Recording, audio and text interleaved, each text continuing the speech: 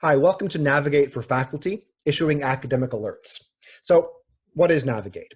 Navigate is a new system that we're starting here at UW-Bothell that helps to better connect groups like faculty, students, advising, student support services, all together on one single platform called Navigate.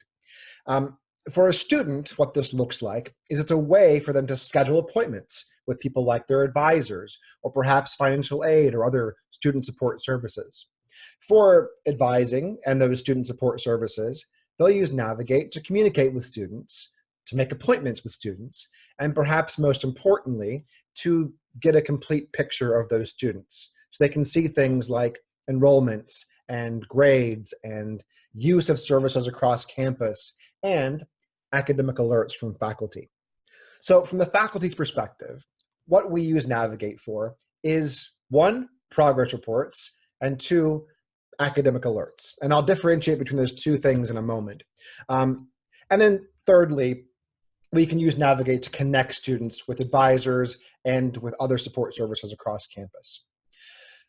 So before we had Navigate, we did already have this kind of communication going on, right? We had a variety of ways to connect with students, to track interactions with students, to create reports on various groups of students.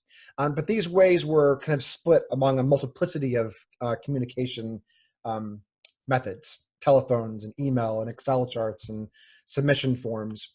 And what this did is it made it hard for students to often know who to contact for support, hard for faculty to know who to connect students to for support, hard for advisors to know when a student had actually received support from one of these various support services, and hard for the support services to know if a student actually needed their help, okay?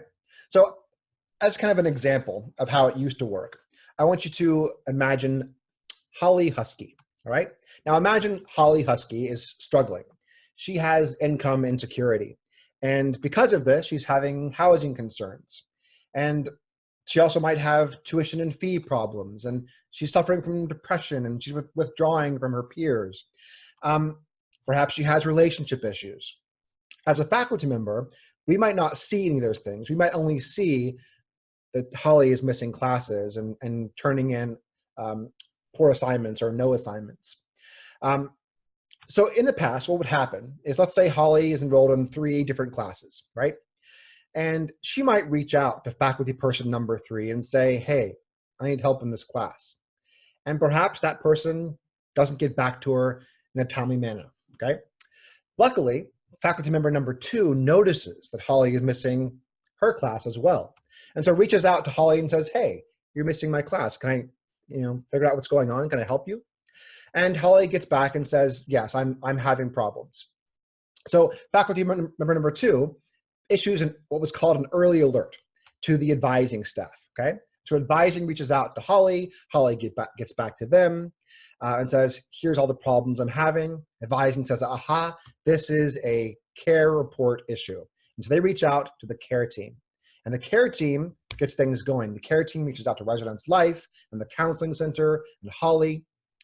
Well, then that's kind of out of the care team's hands, right? And so then Residence Life reaches out to Holly, and the counseling center reaches out to Holly. Holly ignores Residence Life and gets back, luckily, with the counseling center, and then independently talks to financial aid. And then she figures out her financial situation. Things start looking up for her. She gets back on track, and she reaches out independently to the Writing Center and the Quantitative Skills Center to get her classwork back on track.